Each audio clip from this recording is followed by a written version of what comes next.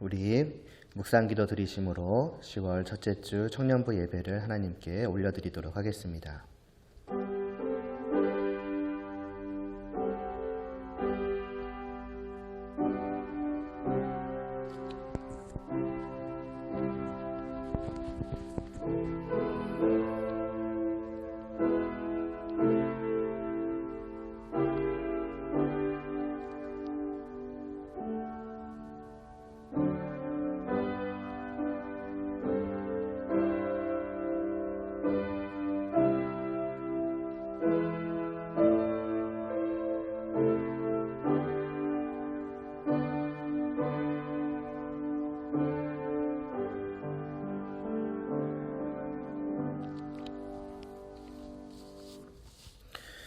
룻이 엎드려 얼굴을 땅에 대고 절하며 그에게 이르되 나는 이방 여인이거늘 당신이 어찌하여 내게 은혜를 베푸시며 나를 돌보시나이까 하니.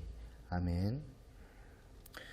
하나님의 그 은혜로운 부르심과 또 돌보심 가운데 저희가 이렇게 또 함께 모일 수 있습니다. 또 하나님을 예배할 수 있습니다.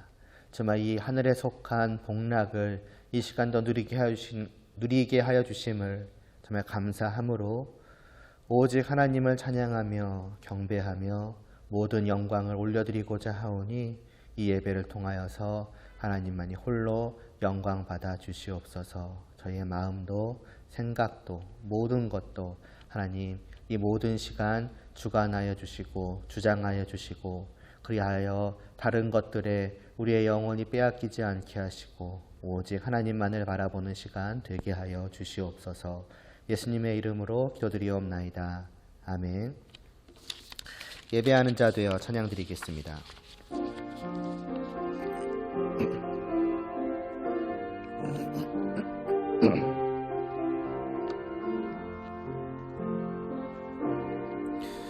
우리 모두 예배하는 자 되어 온전히 영과 진리로 주를 예배하자.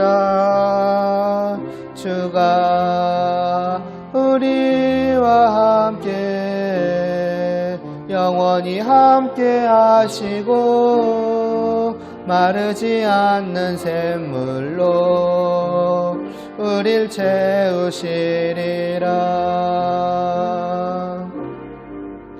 우리 모두 예배하는 자 되어 온전히 영과 진리로 주를 예배하자.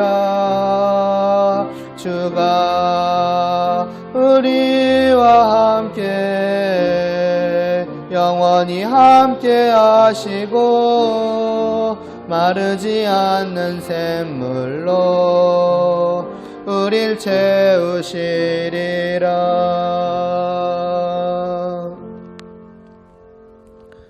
사도신경으로 우리의 믿음을 하나님께 고백하겠습니다.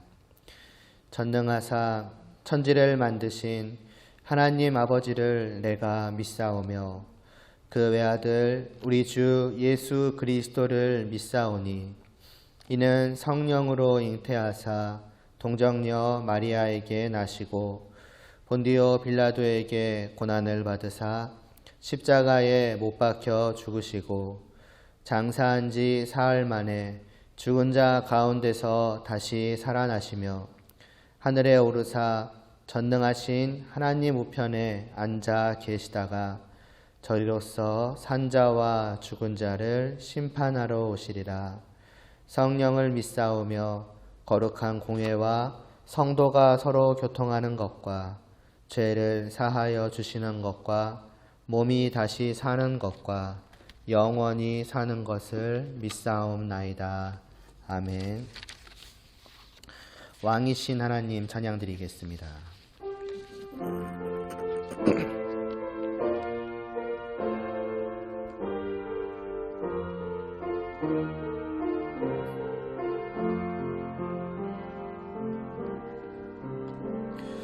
왕이신 하나님 높임을 받으소서. 찬양하리라 영원히 높임을 받으실 그 이름 찬양하리라.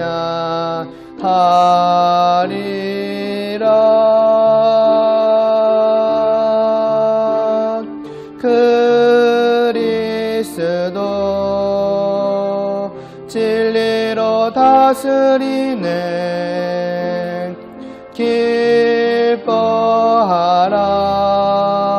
온 땅이여 찬양하라. 거룩하신 그 이름 높이리라. 왕이신 하나님, 왕이신 하나님 높임을 받으소서. 찬양하리라 영원히 높임을 받으실 그 이름 찬양하리라.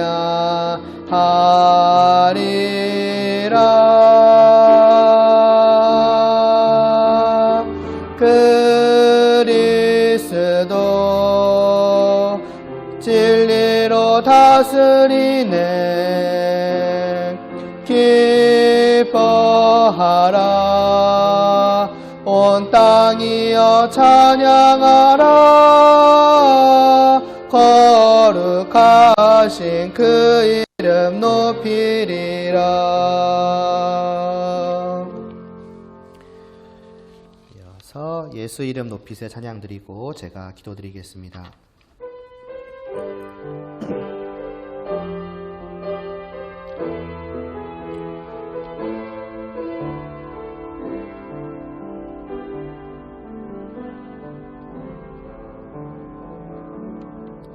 수많은 무리들 줄지어 그분을 보기 위해 따르네. 평범한 목수이신 그분 앞에 모든 무릎이 꿇어 경배하네. 모든 문제들 하나하나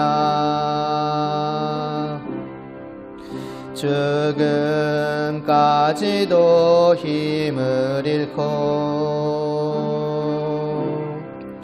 생명의 근원 되신 예수 이름 앞에 모든 권세들 굴복하네.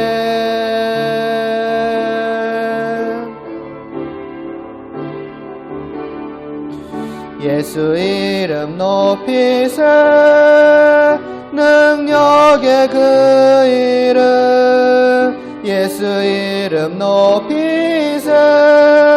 구원의 그 이름 예수 이름을 부르는 자 예수 이름을 믿는 자 예수 이름 앞에 나오는 자 복이 있도다.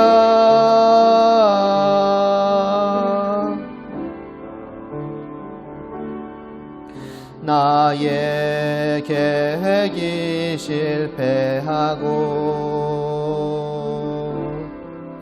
나의 소망이 끊어질 때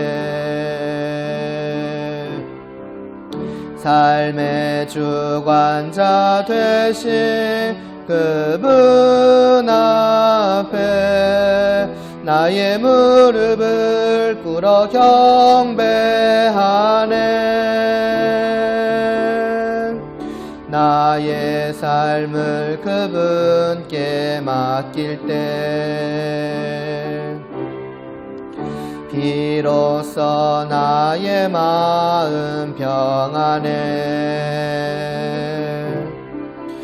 구원의 반석 되신 예수의 이름을 소리 높여 찬송하네.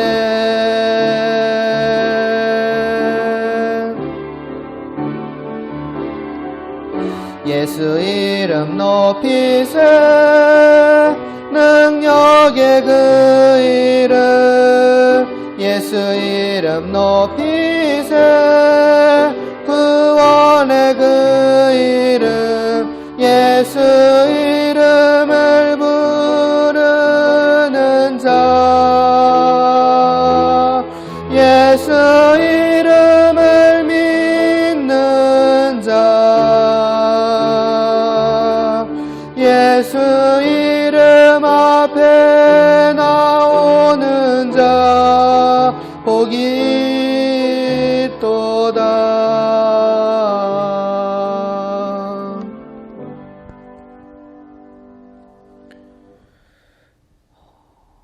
오늘도 이렇게 함께 모여서 주님의 말씀을 듣기를 원합니다. 주님을 알기를 원하옵나이다. 이 시간도 말씀하여 주시고 저희의 마음속에 저희의 영혼 가운데 그 말씀의 빛을 비추어 주시어서 정말 주님이 누군지 정말 우리 모두가 분명하게 깨달아 알게 하여 주시옵시고 그 이름 앞에 나오게 하시고 그 앞에 무릎 꿇게 하시고 오직 주님만을 나의 주로 믿고 또 모시고 섬기는 그 참된 복락의 놀라운 은혜가 이스라엘에 있는 모두에게 또 영상으로 예배를 드리는 모두에게 있게 하여 주시옵소서. 하나님의 긍휼과 자비와 사랑과 은혜를 의지하며 예수 그리스도의 이름으로 기도드리옵나이다. 아멘.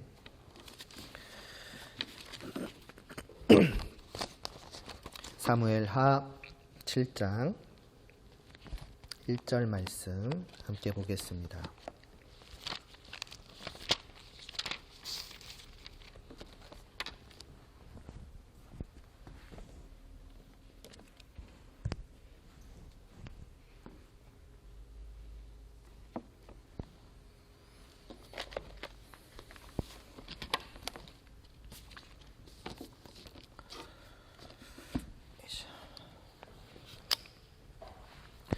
(7장)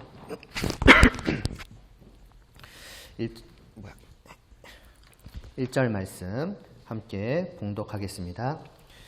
여호와께서 주의 모든 원수를 무찌르사 왕으로 궁에 평안히 살게 하신 때에.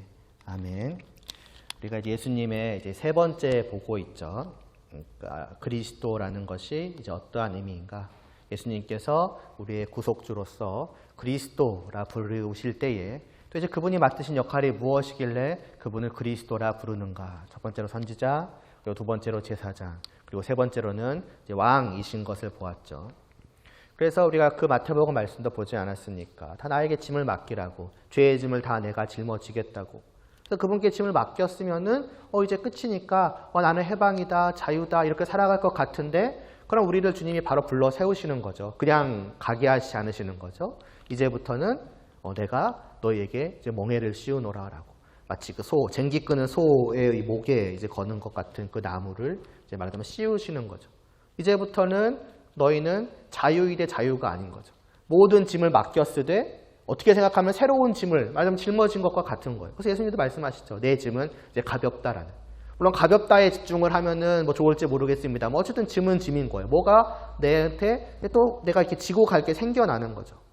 그래서 그때부터는 예수님을 믿는 모든 사람들은 예수님을 그냥 예수님, 뭐 그냥 예수 그리스도 이렇게만 부르는 것이 아니라 나의 주라고 이제 부르잖아요. 그러니까 내게 말하자면 새로운 이제 주인이, 이제 왕이 생긴 거고 나는 그분의 어떤 종이 되어서 혹은 백성이 되어서 살아가겠다라는 거죠. 이제 그냥 봤을 때는 이게 뭐가 좋은가라는 생각이 들 수가 있겠지만은 우리가 이제 사사기를 보아왔기 때문에 사사기 말씀을 보면은 좀 이렇게 분명해지는 거죠. 말하자면은 그러니까 말하자면 멍에를 안 씌우고 그러니까 자기 소견에 옳은 대로 살아가는 것이 진정한 자유인 것 같고 좋아 보이지만은 사사기를 통해서 본 것은 뭐냐? 거기에 참된 행복이 있는 것이 아니라는 거죠. 모든 사람들이 정말 자기 스스로의 의지로 자기의 자유로운 그 원함을 가지고서 하나님을 바라보면 내가 원하는 것은 하나님과 함께하는 것입니다. 내 말하자면은 바램은 다른 것이 아닙니다. 내 소견에 옳은 것은 다른 게 아니라 오직 하나님을 바라보고 하나님을 섬기며 하나님을 사랑하며 살아가는 것입니다. 라고 하면 얼마나 좋겠습니다마는 그러나 심지어는 하나님의 나라 안으로 들어온 사람들 그러니까 이미 그 구원함을 받은 것 그러니까 그 이스라엘 백성들로 말하자면은 애굽의 노예 생활의 그 고통을 실컷 겪고 괴로워하고 슬퍼했던 자들이 거기서 건짐을 받은 것을 경험하였음에도 불구하고 그들의 자기의 소견에 옳은 것은 그 건져주신 하나님을 사랑하며 살아가기보다는 하나님을 떠나 살아가는 것을 선택을 한단 말이죠. 그러니까 양과 같다고 하지 않았습니까? 우리를 울타리에 그냥 머리를 부딪히고 나가는 게 자기의 옳은 거예요. 그러니까 제3자 입장에서 보면은 저렇게 주인을 떠나봐야 그냥 들에서 헤매다가 먹을 것도 제대로 못 먹고 이것저것 가리지 않고 먹다가 정말 굶어 죽든 독에 걸려 죽든 쓰러지든 저 꼴이 뻔히 보이는데 그러면 이 안에 있는 것이 저들에게는 참된 평안일 것인데 뛰쳐나간단 말이죠.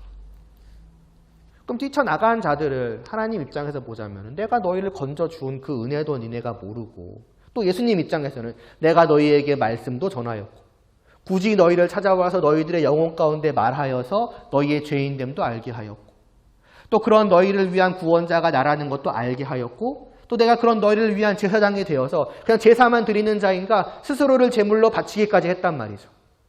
그렇게까지 했는데 말하자면 너희는 은혜도 모르고 또 이 울타리 밖을 떠나려고 하는구나.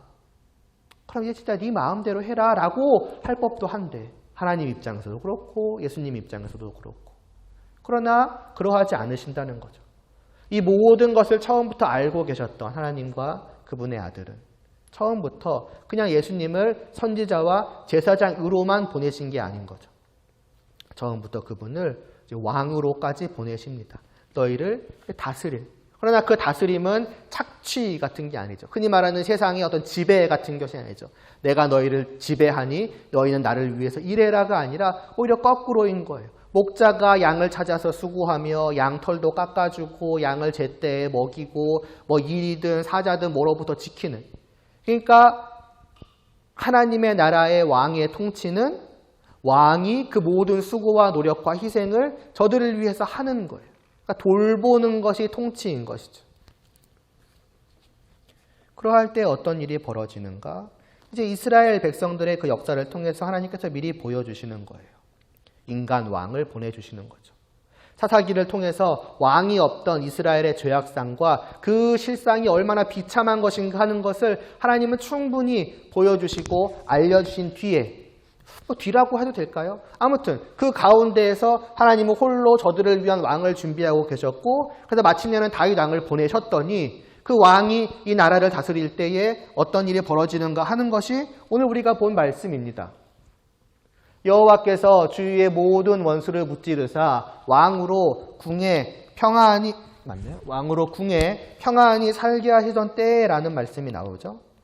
모든 대적을 다 물리치시고 그 다윗 왕으로 하여금 평안히 거하게 하는데 이렇게만 보면은 그냥 전쟁에 이기게 하셨고 다윗 왕이 편안하게 살았다처럼 보이지만은 사실은 그게 아니에요.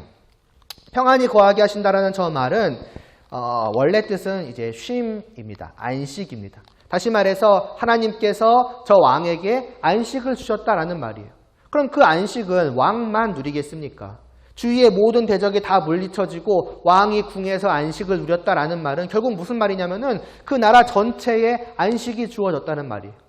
이전까지 사사기 때에는 주위의 수많은 적들로 인해서 그들이 하루하루 고통받고 괴로워하며 걱정하며 근심하며 눈물을 흘리며 심지어는 종노릇까지 하면서 살아갔죠.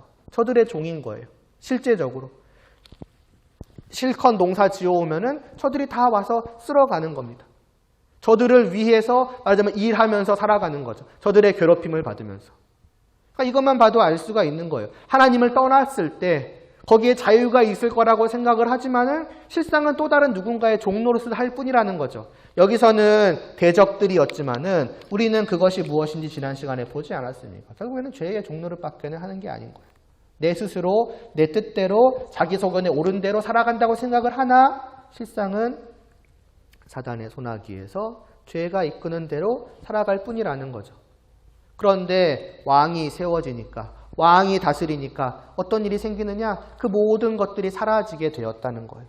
그리고 거기에 말하자면 그 하나님의 나라에 그들이 그토록 바랬던 참된 안식이, 말하자면 평안이, 어떤 그 걱정, 근심, 눈물, 괴로움, 상처 이런 것이 사그리 사라진 그런 참된 평안이, 참된 기쁨이, 참된 복락이 이제 찾아왔다라고 하는 것이죠.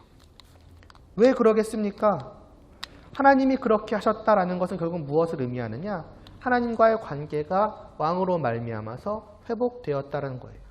근데 대적들이 아닙니다. 이 대적들을 하나님께서 그동안 이 꼴을 당하는 것을 모르셔서 가만히 놔두셨을까요? 아니면은 이들을 물리칠 힘이 없어가지고 하나님께서 대적들의 손에서 괴롭게 만드셨을까요? 아닙니다. 이미 그것은 직접 말씀하신 하나님께서 내가 이 대적들을 통해서 너희가 나를 떠날 때에 벌하겠노라고, 그럼으로써 나를 떠난 것이 어떠한 것인지를 알게 하겠다고, 그것이 결코 즐거움이 아니라 괴로움이요 거기에는 기쁨이 있는 것이 아니라 오히려 슬픔이 있는 것임을, 말하자면 복된 것이 아니라 비참한 것임을 하나님께서 깨달아 알게 하시기 위한 도구입니다. 다르게 말하자면은 하나님의 진노가, 또 다르게 말하자면은 하나님과 이 백성들과의 관계에 불화가 있다라는 것을, 그리고 그 불화로 말미암아서 불화하니까 한 가정 안에서 서로가 불화한다고 생각을 해봐요. 그 가정 안에 살아가는 것에 어떤 평안함이 있겠으며 즐거움이 있겠으며 기쁨이 있겠습니까? 그렇지 않잖아요. 그 모습을 하나님께서는 이 눈에 보이는 대적들과 그 대적들의 괴롭힘을 통해서 말하자면 드러내 보여주시는 거예요. 단순히 대적을 보여주시는 것이 아니라 이들을 통한 그 괴롭힘, 괴로움, 슬픔을 통해서 하나님과의 관계를 보여주시는 거거든요. 근데 그 모든 것이 사라졌다는 것은 결국 무엇을 의미하는 거겠습니까? 하나님과의 관계가 온전히 회복되었다라는 거예요. 더 이상 하나님과 이 백성들과의 어떠한 불화도 없다는 거예요. 가정의 모든 불화가 사라지고 나면은 남는 것은 무엇이겠습니까? 평안이에요. 기쁨이에요. 즐거움이에요. 하나님의 나라 안에서 하나님과 그 백성들이 그러한 관계가, 비로소 안식이 찾아왔는데 그것이 누구로 말미암은 것이냐? 다시 말하자면은 왕으로 말미암은 것이라는 뜻입니다. 그러니까 왕의 통치죠. 그것은 결국 무엇입니까? 이 백성들이 더 이상 자기 소견에 옳은 대로 살아가지 않은 거예요. 누구의 다스림을 받으니까? 왕의 다스림을 받는 거예요. 왕의 다스림을 받으니까, 맞아, 왕이 시키는 대로, 왕이 다스리는 대로 그대로 따를 수밖에 없게 돼. 왕이라는 존재가 그런 존재잖아요. 이제는 그 백성들이 자기 마음대로 살게 하는 것이 아니라 오직 왕이 시키는 대로 살아갈 수밖에 없는 게 다스림 아니겠습니까? 그걸 받고 나니까 그렇게 된 거예요. 그럼 왕이 하는 일은 무엇이겠습니까? 다른 것이 아니라 그 다윗 왕, 하나님의 마음에 합한 다윗 왕이 하나님을 사랑하는 마음으로, 하나님을 섬기는 마음으로 그 하나님의 뜻에 본인도 순종하고 그 하나님의 뜻대로 이 백성들을 다스리는 거예요. 그러니까 하나님의 다스림이 이 눈에 보이는 인간 왕을 통해서 나타나게 되는 것이고, 이 백성들은 좋으나 싫으나는 웬만하면 넣기는 싫고 그냥 좋으나, 아니 근데 좋으나 싫으나 그 다스림에 이제 따라서 살아가게 되니까, 다시 말해서 아까 그 양떼와 같은 거예요. 목자가 이 양들을 싹 다 데리고 오는 거예요. 그리고 놓지 않는 거예요. 이 양들을 위해서죠. 이 손을 놓는 순간 또 박차고 나아가니까 자기 소견에 오른 대로 여기 받고 들이받고 저들 가고 절로 가고 하니까 이들을 꼭 붙잡고 놓지 않고 통치하는 거죠. 그리고 이 안에 꼭 두고 그들의 참된 주인을 오직 보도록 만드니 그 왕의 통치 아래서 참된 안식이 찾아온다라는 것입니다.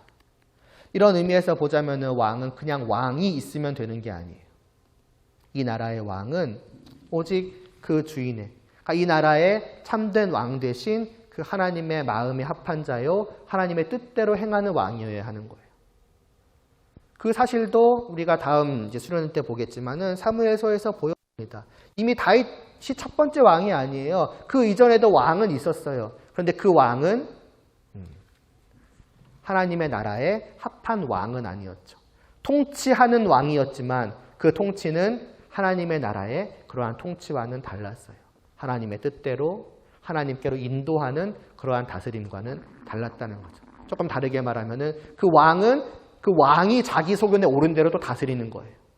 그럼 그 다스림 아래 있는 거는 그 백성들은 자기의 소견은 아니지만 결국 왕의 개인적인 소견에 옳은 대로 따라갈 뿐이니 그 역시도 하나님으로부터는 멀어져 가는 거죠. 말하자면은 왕이 이들을 붙잡고 저 우리로 들어오게 하고 주인에게 데리고 가는 것이 아니라 나를 따르라 하고 딴 데로 가버리는 것이니 여전히 불화가 있을 수밖에 없겠죠. 그러니까 뭐냐? 왕의 통치는 하나님의 뜻에 합한 그 사람의 하는 하나님의 뜻대로의 통치여야 되는데 그것을 다윗이 보여줬고 그 다윗 왕 때에 비로소 하나님의 나라가 이런 것이구나 하는 것이 보여진 것입니다. 말하자면 사실은 여호수아 때에 하나님의 나라에 들어와서 우리가 사사기에서 보기를 원했던 이 나라의 참된 안식과 평안을 누리는 나와 언약을 맺으신 조금 다르게 말하면 나와 결혼하신 그 하나님과의 복된 관계를 누리는 즐거운 삶이 사사기에서 나타나지 않았고 사무엘서에서 나타났다라는 것은 결국 무엇이냐? 이 나라의 마지막 퍼즐은 왕의 존재라는 거죠. 조금 다르게 말하자면은 하나님의 나라에 들어온 것으로 끝나는 게 아니라는 거예요. 들어온 뒤에도 그들의 영원한 복된 삶을 위해서는 왕의 존재가 반드시 필요하더라. 말하자면은 왕이 이 나라를 완성시키는 마지막 퍼즐이요, 핵심적인 퍼즐이라는 거죠. 그래서 조금 다르게 생각을 해보면은 만약에 선지자와 제사장만이 있었더라면은 과연 이 나라는 어떠했을까요? 말씀을 들려서 인도해 온 자가 있고 저들을 하나님께로 화해시키기 위해서 그들의 모든 죄를 용서받도록 희생의 제사를 드리는 그 제사장이 있다고 치더라도 그러나 그것으로 끝나버리면은 그 나라에는 화목함은 없을 거예요. 나라에 들어올 수는 있겠죠. 인도함을 받았고 들어올 수 있도록 모든 죄를 용서받게끔 제사를 드린 것도 있으니까 이제 나라 안에 들어와서 살 자격은 충분한 거예요. 문제는 그렇게 살아갈 때에 과연 그것이 화목한 것인가? 그렇지 않을 수 있다는 거죠. 이렇게 생각해 보면 될 것 같아요. 하나님께 우리의 죄를 용서받는 것은 말할 것도 없이 복된 것이지만은 매일같이 내 모든 죄가 그저 용서만 받기만 하는 것이 행복일까? 그게 화목일까? 그거는 아니라는 거죠. 생각해 보세요. 가정에서 한 사람이 매일같이 잘못하는 거예요. 근데 그 부모님은 마음이 너무 넓으셔가지고 매일같이 그 모든 잘못들을 기꺼이 용서해 주는 거예요. 그러니까 아무런 죄를 안 지은 사람처럼 대해 주시는 거죠. 그럼 그 모습을 화목하다고 할 수 있겠는가? 좋은 모습이라고 할 수 있겠는가? 말하자면 그 집안에 과연 조금 쉽게 말하면 웃음이 넘치겠는가? 화내고 때리고 싸우고 그런 것은 없지만 그러나 그게 웃음이 넘치는 화목한 가정이라는 것은 아니라는 거예요. 화목한 가정이 되려면은 단순히 너는 아무런 죄도 짓지 않았어. 나는 너를 전혀 죄 없다고 여겨로만 돼서는 안 되는 것이 아니라 저에게서 뭔가 내가 기뻐할 만한 모습들이 보여져야 되는 거죠. 정말 잘하는, 말하자면 뭐 예를 들어서 부모님을 효도하는 그러한 모습들이 보여질 때에 비로소 부모님의 얼굴에서는 미소가 피어나지 않겠습니까? 저를 볼 때마다 흐뭇해하고 기뻐하고. 무슨 말이냐? 예수님이 자기의 모든 생명을 다 바쳐서 죄를 용서하셨지만은 그러나 그것만으로 하나님이 이들을 보시고 기뻐하실까? 즐거워하실까? 거기에는 한 가지가 더 필요하다는 거죠. 기뻐하는 모습으로 살아가는 모습. 말하자면은 사람으로 말하자면은 화목하게 할 만한 그러니까 하나님의 기쁨이 되는 자녀의 모습. 그러니까 죄가 없는 것과 기쁨이 되는 자녀라는 것에는 분명한 차이가 있을 겁니다. 그러니까 예수님은 이것도 하시고 그리고 내가 너는 이제 충분히 용서받았다. 하나님 앞에 살 자격이 있어. 그러니까 이제는 너가 하나님을 웃게 해봐. 그건 네가 알아서 해봐로 하시는 것이 아니라 그리고 더 나아가서 그것도 하나님한테 용서를 받는 것도 물론 중요하지만은 더 복된 것은 하나님과 너가 늘 서로를 바라보며 기뻐하며 웃으며 즐거워하는 것 아니냐. 하나님은 늘 잘하시잖아요. 그럼 남는 것은 이쪽이 몫인 거예요. 얘만 남은 거예요. 나만 남은 거죠. 그럼 너가 하나님을 기쁘시게 하는 마지막 그런 화목한 삶을 살아야 될 것인데 그거는 너의 힘으로 되는 것이 아니니. 아까도 말했잖아요. 자기 소견에 오른 대로 내가 오늘도 하나님을 기쁘시게 해야지라고 안 한다고요. 그러니까 그 또한 내가 하도록 하마. 내가 너의 왕이 돼서 내가 너에게 멍에를 지우고 내가 너를 인도하여서 너로 하여금 하나님을 기쁘시게 할 만한 그러한 마음, 생각, 말, 행동, 모든 삶을 살도록 할게. 왜냐면 그것이 이 사람에게도 기쁨이니까. 그냥 하나님이 날 보고서 그냥 미워하지는 않으시고 분노하지는 않으시지만 매일같이 그냥 무표정하게 있으면은 그 가정에서 살아가는 자녀에게 뭐가 기쁨이겠습니까? 그건 즐거움이 아니겠죠.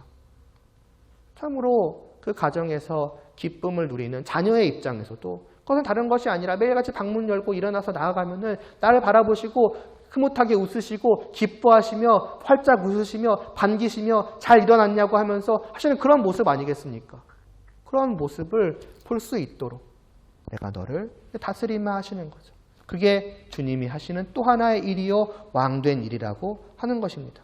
그래서 하나님께서는 이제 그 왕을 보내시는 거예요. 왜냐? 예수님이 아니면 안 되거든요. 아니 다윗 왕이 있었잖아요. 다윗 왕이 있었죠. 두 가지 문제가 있었죠.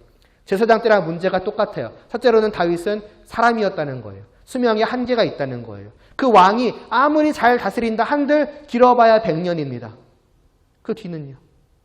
그 목자가 사라지고 나면요. 또 우리는 어떤 목자를 찾아야 되는 거예요. 그럼 그 첫 번째 다윗 왕과 같은 목자가 또 오겠느냐? 이게 첫 번째 문제이고 두 번째는 심지어는 그 다윗 왕조차도 우리가 잘 알다시피 완벽한 왕은 아니었다는 거죠. 그 대부분이 하나님의 마음에 합해서 이 백성들을 잘 돌봄으로 말미암아서 저러한 평안이 그 나라 안에 가득했지만 그러나 우리는 잘 알잖아요. 그조차도 죄인으로서 하나님께 죄를 지었고 맞으면 그 통치에 오류가 생긴 거죠. 그럼 어떻게 되겠습니까? 저 평안은 깨질 수밖에 없는 거예요. 그래서 그 나라에 어떤 일이 일어나는지 아실 겁니다. 아들이 반란을 일으키고 그렇죠? 또 아내라고 할까요? 아내 사이에서 낳은 자녀는 죽고 온 나라가 혼란에 빠지고 그런 일이 생깁니다. 그러니까 뭐냐? 그도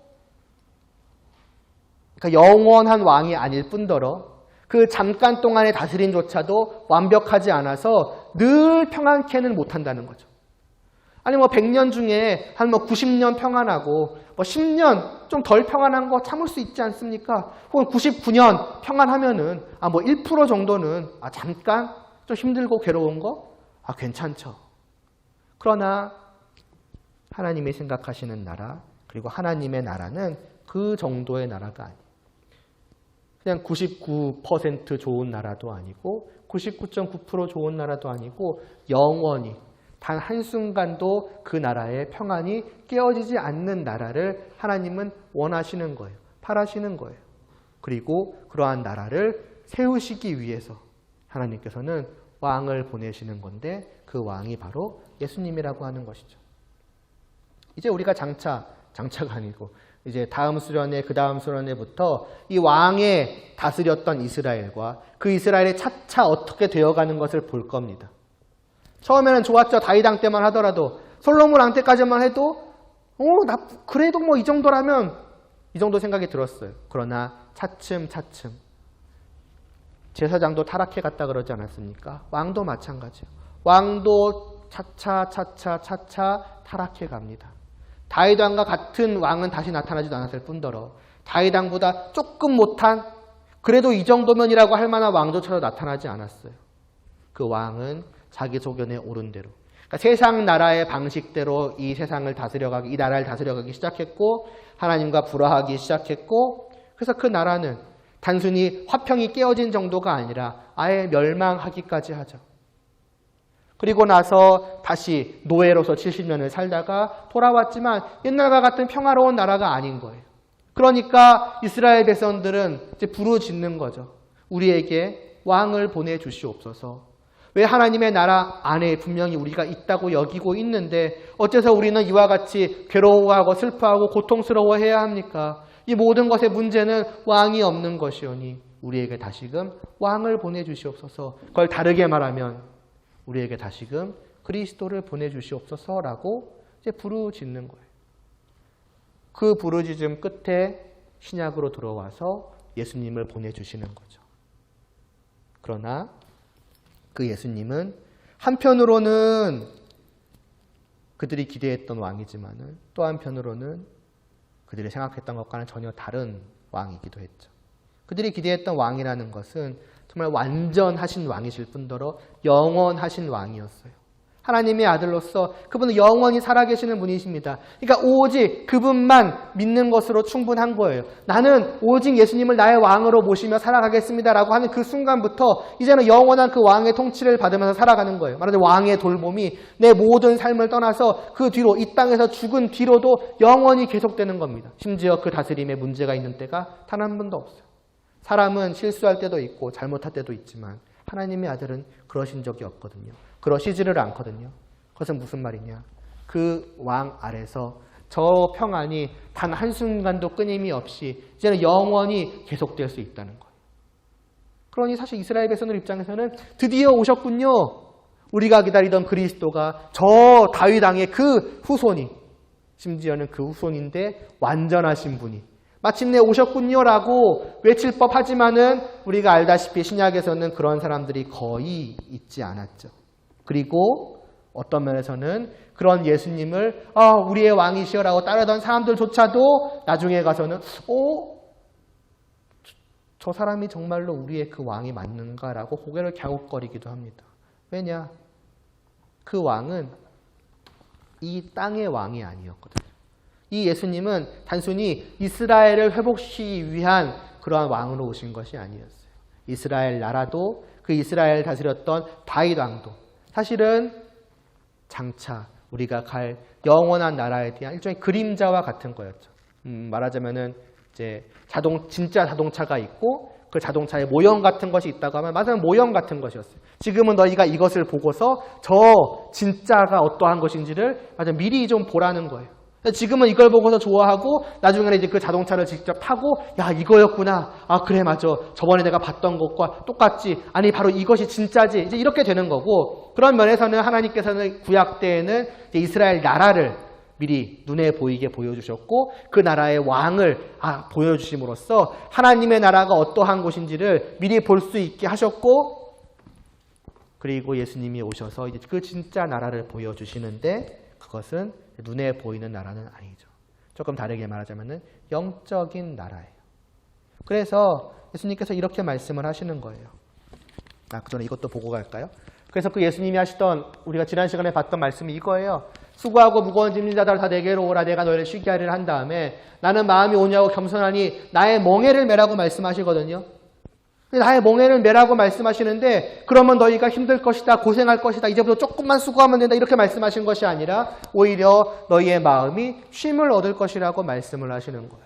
내 다스림 안에서 너희가 하나님과 함께하는 참된 평안이 있을 것이다 라고 예수님께서 말씀하시는 거죠. 내가 그러한 왕이라고 말씀을 하시는데 그런데 그 왕이 다스리는 나라는 눈에 보이는 나라는 아니더라.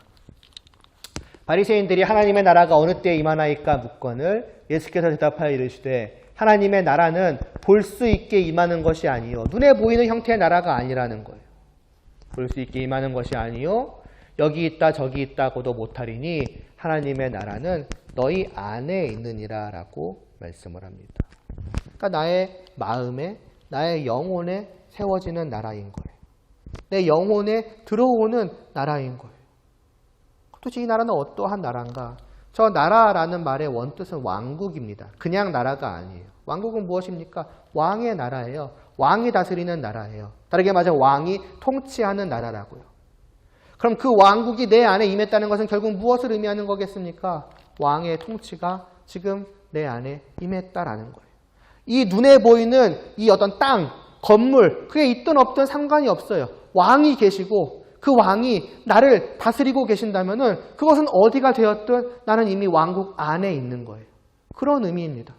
그러므로 결국에는 이 왕국의 핵심은 물론 눈에 보이는 우리가 언젠가는 그 천국은 물론 영적인 나라라고 할지라도 우리의 영혼이 아마 마치 지금 우리 육신의 눈으로 보는 것처럼 보는 날에 오겠죠. 그러나 그것이 있든 없든 그 나라의 본질은 내 안에 임하는 그 왕의 다스림이거든요. 그것이 내 안에 임하는 거예요. 다르게 말하자면은 이전까지 나와 전혀 관계없던 예수 그리스도가 예수가 어느 순간 내 마음속에 들어오시는 거예요. 그래서 나의 마음과 영혼을 완전히 뒤바꾸어 놓으시는 거예요. 어떻게? 이전까지 나는 아무도 섬기는 사람이 아니었어. 물론 착각이죠. 나는 내 소견에 옳은 대로 살아간다고 착각하지만 실상 내 마음에는 분명한 주인이 있었습니다. 그건 나라고 착각하지만 실상은 죄요. 그리고 마귀겠죠. 그런데 예수님이 내 안에 들어오시는 거예요. 그래서 쫓아내시는 게 아니에요. 아예 멸하시는 거예요. 나의 전 주인을, 죄와 마귀를. 말하자면은 그 아래에서 고통받고 있던 우리를 말하자면 쇠사슬로 매여가지고 노예처럼 일하던 나를 그 쇠사슬을 깨시고 그 쇠사슬을 끝에서 나를 붙잡고 채찍질하던 그 모든 것을 물리치시고 내 안에 들어와서 말하자면 내 마음에 그 보좌를 왕이 앉는 그 보좌를 펴시고 이제는 나를 다스리시는 거예요. 그때부터 성도는 그 사람은 어떻게 되는가? 예수를 그냥 예수님 혹은 예수 그리스도라고 부르지 않죠. 항상 우리가 붙이는 단어가 있잖아요. 나의 주라고. 나의 주님이라고. 인정하는 거예요. 예수님을 영접한다라는 말 쓰지 않습니까? 예수님을 믿는다고도 말하지만 동시에 예수님을 영접한다라고도 말해요. 모셔드리는 거예요. 그럼 모셔드릴 때 뭘로 모셔드리느냐? 그냥 한편에 어느 손님으로 아니면 좋은 친구 정도로 그게 아니라 예수님, 저는 오늘부터 예수님을 믿습니다. 제 안에 오시어서 저의 왕이 되시고 저의 주인이 되시어서 저를 다스려 주시옵소서라는 고백입니다. 그래서 그분을 내 안에 모시어서 그분은 내 마음의 보좌를 펴시고 이제 그때부터 나를 다스리기 시작하는 거예요. 그래서 그때부터 성도는 이전까지는 내 마음대로 아니 정확히는 죄가 원하는 대로 살아갔던 그 자가 이제는 분명하게 예수님을 나의 주님이라고 고백하면서 사실 입술의 말만이 아니라 그냥 다 부르니까 예수님 주님이죠. 주님 하는 게 아니라 정말로 예수님은 나의 주님이십니다. 주인이십니다. 왕이십니다라는 분명한 의식을 가지고 고백하면서 그분의 뜻에 따르게 되는 거예요. 내 마음이 어느 순간 바뀌어가네요. 어제까지는 내가 이렇게 하기를 원했었는데 내가 오늘이 되고 나니까 예수님을 믿고 나니까 이렇게 내 마음대로 살고 싶지가 않네. 예수님은 나에게 어떻게 하기를 원하실까?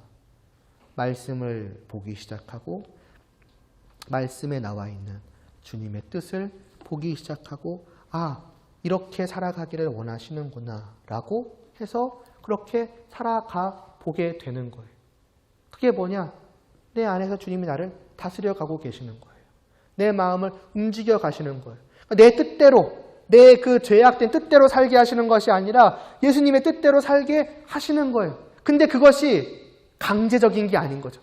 나 막 하기 싫은데 막 내 마음에서 막 누가 억지로 나를 움직여 이런 식이 되는 것이 아니라 그냥 자연스럽게 내 마음의 변화로서 이루어지는 거예요. 그게 주님의 다스림인 거죠. 부드러운 다스림인 거예요. 자연스럽게 나를 이끌어 가시는 거예요. 그래서 내가 볼 때는 언뜻 그것이 주님의 다스림을 내가 지금 받고 있다는 사실조차 잘 몰라요. 그냥 내 마음이 그렇게 어느 순간 자연스럽게 변화되어 가는 것이고 내 갈망이, 바람이 그렇게 되어 가는 거예요. 물론 이 땅에 살아가는 동안에는 한편으로는 여전히 죄도 있죠. 계속 죄가 나를 말하자면 지배하려고 하는 것처럼 보여요. 그래서 거기에 따라가는 것처럼 보여요. 때로는 지는 것처럼도 보여요. 그러나 이미 쇠사슬은 끊어진 거예요. 주님이 나를 붙들고 놓지 않으시는 거예요.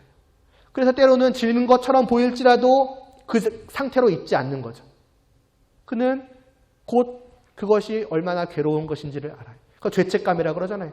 예전에는 그 죄가 그렇게까지 죄인지를 몰랐어요. 뭐 예를 들어서 도둑질, 거짓말, 뭐 살인 이런 거라면은 어느 정도 심각하게 생각하겠지만은 그런 거 말고 그냥 일상적으로 하나님을 떠나서 했던 그 모든 것들이 전혀 죄로 여겨지지도 않았고 그게 괴롭지도 않았어요.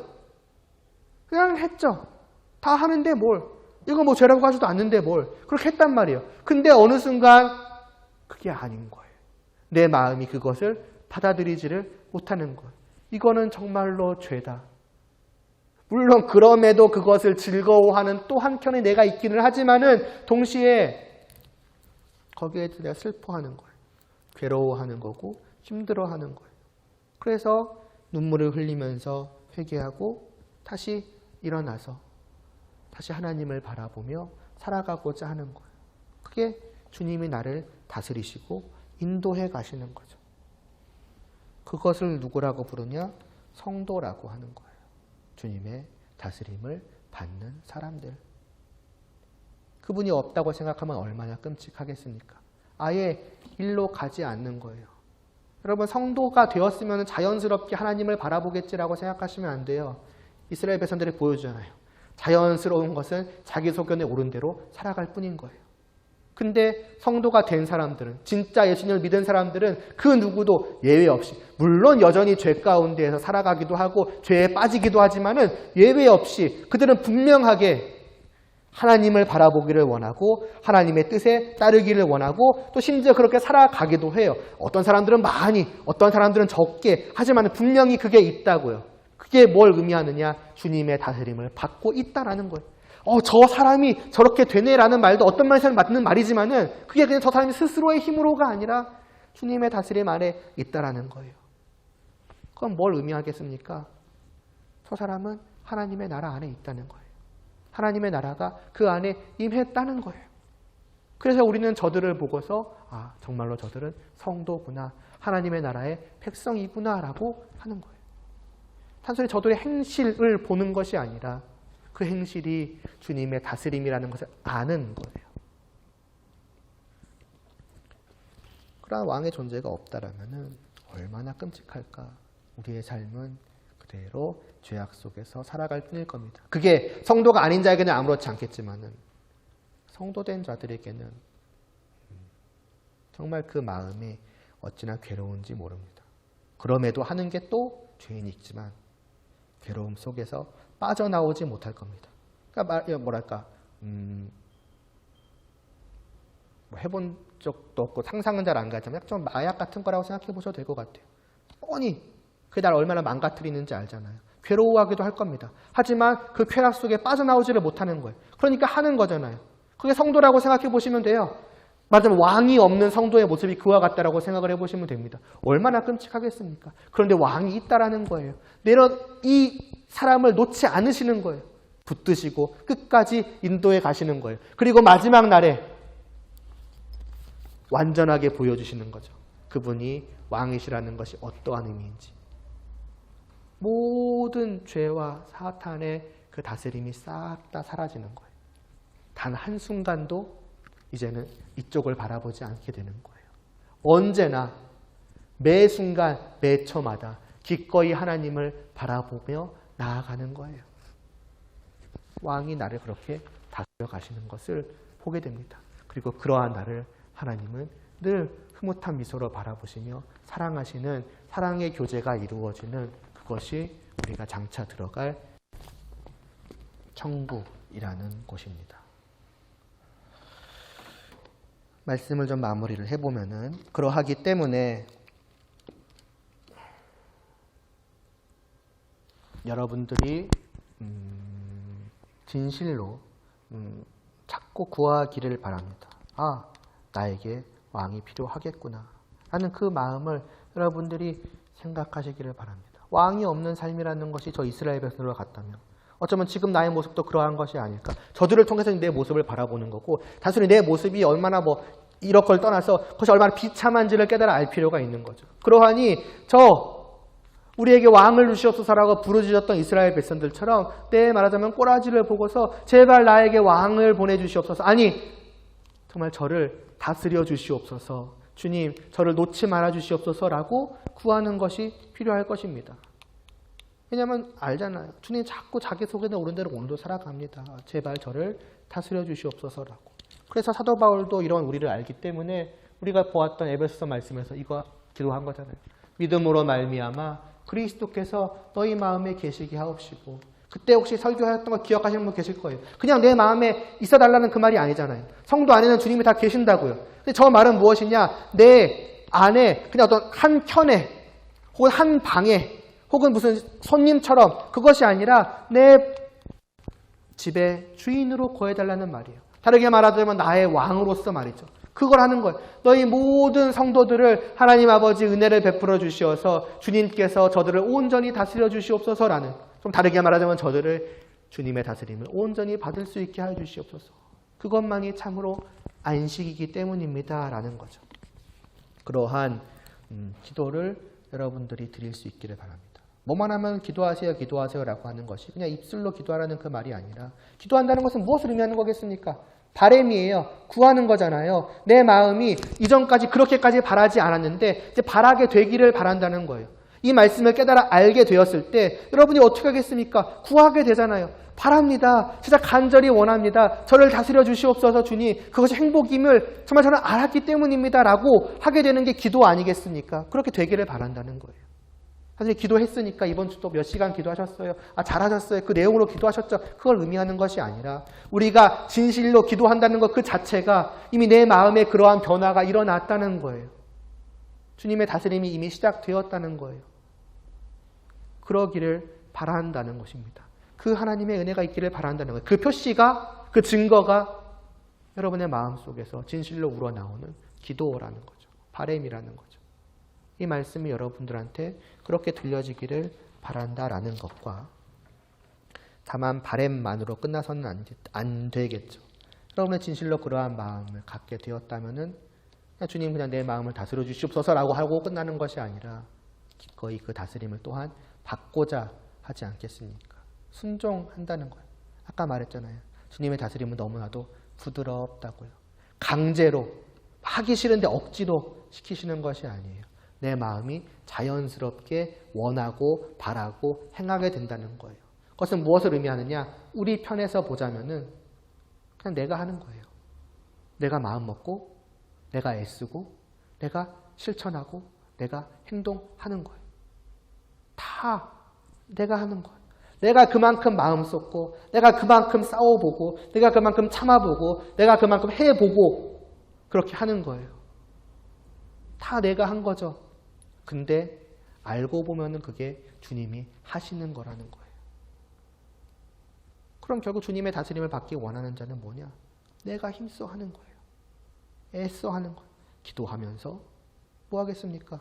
하나님의 말씀을 배우겠죠. 그래서 나의 멍에를 메라고 말씀하시면서 뭐라고 합니까? 나의 멍에를 메고 내게 배우라고 하잖아요. 주님의 멍에를 메는 방법, 주님의 다스림을 받는 방법 다른 게 아니에요.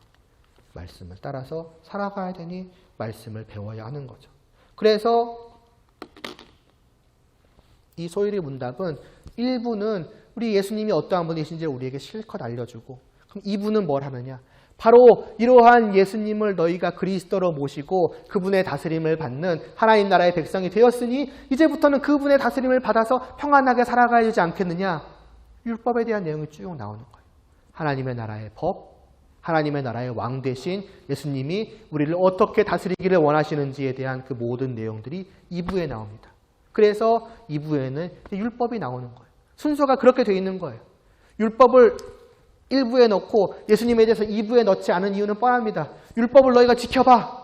너희가 죄인이지, 잘못했지. 그럼 지금부터라도 뉘우치고 예전까지의 모든 삶을 말하자면 뭐랄까, 갚아봐. 잘못한 만큼 이제는 잘해서 메꿔봐. 그러면 예수님이 너희를 구원해 줄 거야. 이게 아니라는 거죠.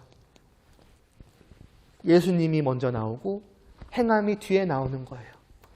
예수님이 너희를, 정확히는 하나님께서 너희를 구원하시기 위해서 자신의 아들을 보내주셔서 이 모든 것을 다해서 너희를 구원하여 주사 하나님의 나라로 들어오게 하셨으니 이제는 그분의 다스림 아래서 평안히 살아가야 하지 않겠느냐. 뭘 할래? 어떻게 할래? 내가 너를 이와 같이 다스리기를 원하니 이 말씀을 배우라. 그게 이제 율법이라는 거죠. 순서도 1부, 2부가 분명히 이유가 있어서 짜여져 있는 겁니다. 여러분들이 주님을 알기를 원하는 만큼 주님의 말씀을 듣기를 원해야 한다는 거죠. 그러니까 주님을 믿기 위해서도 말씀을 들어야 되고 주님을 믿으면 이제는 말씀 들을 필요 없네요. 구원함을 받았으니까. 아니죠. 이제부터는 너희가 주님의 다스림을 받아야 되지 않겠느냐. 그러므로 내게 배우라. 배우는 거예요. 그리고 그분 안에서 오직 평안히 거하시면 되겠죠. 하루하루를. 지금은 내가 구원받은 것 같은데 나중에라도 탈락하면 어떡하지?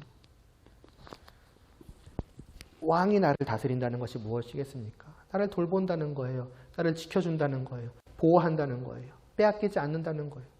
날마다 죄가 싸운다는 것을 뭘 의미하겠습니까? 주님, 말하자면 죄가 자꾸 나를 다시 가져가려고 하는 거예요. 말하자면 주님한테 내어드린 그 보좌를 자기가 차지하려는 거예요. 나는 불안하죠. 혹시 뺏기는 거 아닌가? 내가 지금 구원받아 여기 있지만 다시 이쪽으로 가게 되는 거 아닌가? 또 내가 하는 짓거리를 보면 그렇거든요. 말씀에 따라 살아가는 것처럼 보이는데 어느 순간에 자연스럽게 이쪽으로 가고 있는 것을 보면은 마치 내 보좌를 차지한 것처럼 보이는 거예요. 다시 예수님이 뺏어 오신다고 해도 다시 빼앗기면 어떡하지? 그런 생각이 들 수밖에 없거든요. 그러나 우리의 왕 되신 그분은 우리를 빼앗기시는 분이 아니라는 거죠. 그러니까 예수님을 나의 주님으로 진실로 믿고 고백하는 그 순간부터 아무것도 걱정할 필요가 없다는 거예요. 설령 최악의 경우 하루를 죄악 가운데 산다고 할지라도 만약 그가 성도라면 그건 자신 있게 말할 수 있는 거예요. 그 죄악 속에서도 나는 구원함을 받아. 왜냐? 예수님이 나의 왕이시거든. 그 왕은 나를 놓지 않으시거든. 그렇게 말씀하시거든. 물론 그가 성도라면은 그런 식으로 살아가려고 하지는 않겠지만은 최악의 경우를 말씀을 드리는 거예요. 걱정할 필요가 없다. 평안히 주님 안에 거하면 된다. 그 말씀을 드리고 싶었습니다. 이게 소위 문답 지금까지 보아왔던 예수님께서 우리의 구속주로서 무엇을 하십니까? 선지자, 제사장, 왕. 그겁니다. 여러분이 오늘도 그렇고 내일도 그렇고 앞으로도 계속 예수 그리스도라는 이름을 예수 그리스도라는 그 말을 수없이 할 것이고 또 나의 주, 주님, 주라는 얘기도 수없이 할 것입니다. 이제 우리가 이 모든 말씀을 들었으니 다만 예전처럼 그냥 하나의 호칭처럼 습관처럼 부르는 것으로 그쳐서는 안 되겠죠. 그리스도라고 내가 그분을 부를 때마다 나의 주라고 부를 때마다 그리스도이시라는 것이 이러한 의미이지. 그럼 나는 과연 그분을 그리스도라고 부르는 자답게 지금 있는가? 주님이라는 것이 이런 의미지. 그럼 나는 그분을 진짜 주님으로 믿고 주님으로 섬기기 때문에 주님이라고 부르는가? 아니면 그냥 하나의 호칭처럼 부르고 있는가? 여러분이 그것 또한 생각을 하시면서 살아가시면 좋을 것 같습니다. 기도드리시겠습니다.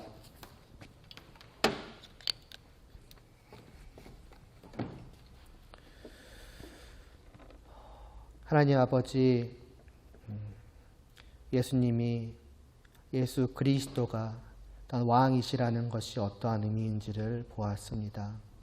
오직 왕 아래에 참된 평안이 있을 수밖에 없다는 사실을, 그 왕이 없이 자기 소견에 옳은 대로 살아가는 것이 비참할 수밖에 없다는 것을 저희가 깨달아 알게 하여 주시고 오직 예수님을 믿고 영접하여 내 안에 모시게 하여 주시옵소서.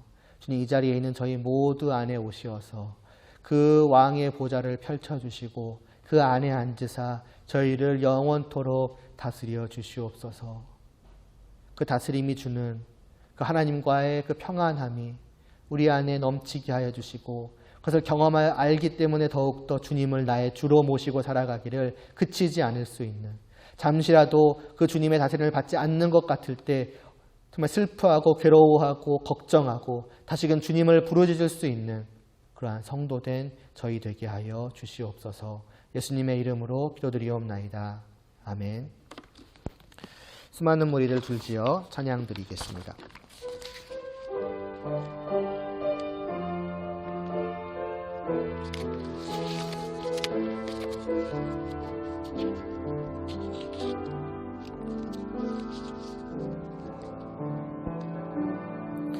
수많은 무리들 줄지어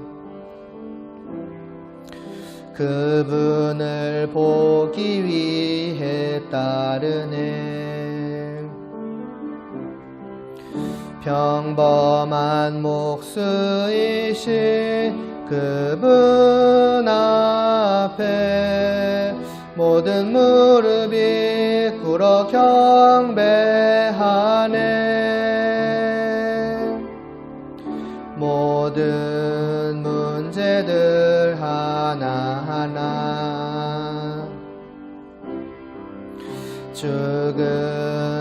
죽음까지도 힘을 잃고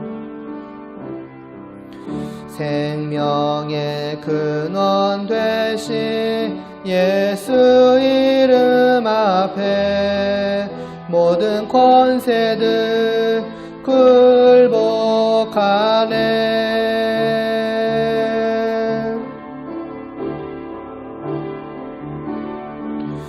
예수 이름 높이세 능력의 그 이름 예수 이름 높이세 구원의 그 이름 예수 이름을 부르는 자 예수 이름을 믿는 자 예수 이름 앞에 나오는 자 복이 있도다.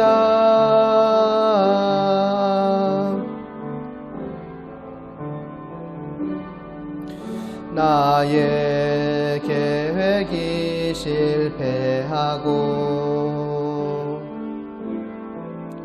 나의 소망이 끊어질 때 삶의 주관자 되신 그분 앞에 나의 무릎을 꿇어 경배하네.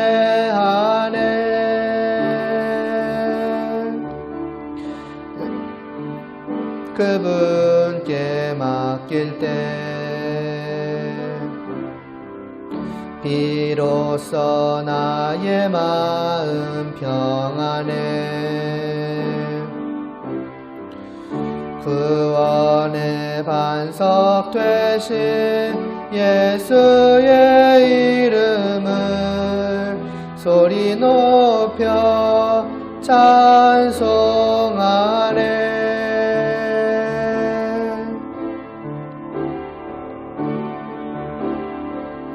예수 이름 높이세 능력의 그 이름 예수 이름 높이세 구원의 그 이름 예수 이름을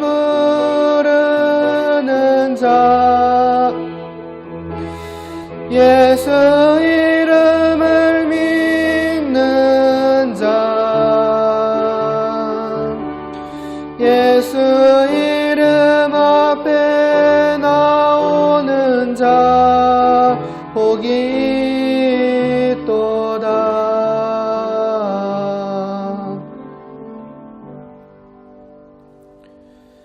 주기도문 드리심으로 예배 마치겠습니다. 하늘에 계신 우리 아버지여 이름이 거룩히 여김을 받으시오며 나라의 임하옵시며 뜻이 하늘에서 이루어진 것 같이 땅에서도 이루어지이다. 오늘날 우리에게 일용할 양식을 주옵시고 우리가 우리에게 죄 지은 자를 사하여 준 것 같이 우리 죄를 사하여 주옵시고 우리를 시험에 들게 하지 마옵시고 다만 악에서 구하옵소서.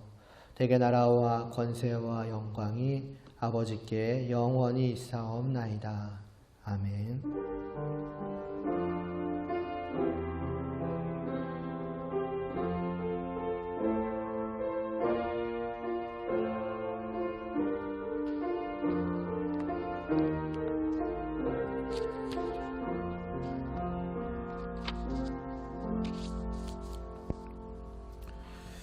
네, 긴 명절 연휴 아무튼 잘 보내시기 바라고, 저도 지금 녹화는 되고 있지만 새벽 예배가 내일이랑 모레까지 없습니다. 너무 얼마나 지금 이런 일이 별로 없거든요. 이번에 담임 목사님 힘을 좀 많이 쓰셔가지고 너무 좀 얼마나 좋은지 모르겠습니다. 여러분들도 푹 쉬시기를 바라고, 지난주 월요일에 중보에도 나갔는데 재혁이 할머니가 소천을 하셨어요. 그래서 좀 위로도 해주시고, 어쨌든 제가 뭐 여러분에 비하면 나이는 많긴 하지만은 이제 그런 자리에서는 굉장히 좀 이제 어린 편이거든요. 말하자면은, 그러니까 참 갈 때마다 어떻게 뭐 무슨 말을 할까, 뭐 어떻게 위로할까, 또 위로를 할 수 있을까, 다 이런 고민들을 하고 가고, 대개는 막 뭐라고 말해야 할지 모르겠는 거예요. 그래서 참 그냥 툭툭 치거나 한두 마디 말하고 이렇게 오고는 하는데, 그날 가서 이제 당연히 재혁이 어머니도 이제 만나면서 당연히 슬퍼하시지만은 동시에 어떤 뭐라고 하면 좋을까요? 기뻐하시는 모습도 봤습니다. 그러니까 그 할머님의 어머니겠죠. 그러니까 어머님의 가시는 그 모습이 얼마나 평안했는지, 또 그걸 보면서 정말로 하나님의 나라에 가셨구나라고 하는 그런 어떤 위로죠.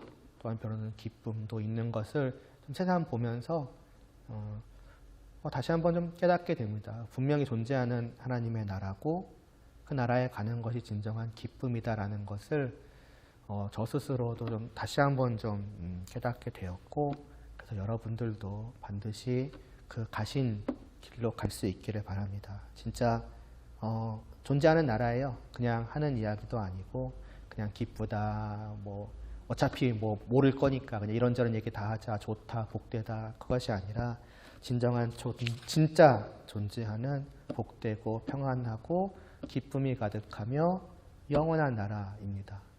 그 나라에 가기를 다시 한번 좀 소원하는 마음으로 이 말씀을 좀 드리고, 여러분들을 위해서도 늘 기도드리고 있고, 또 여러분들도 제 이야기를 생각하면서 자기 자신을 생각하면서 또 서로를 생각하면서 이러한 바램 또 기도 드릴 수 있으면 좋을 것 같습니다. 예배 마치겠습니다.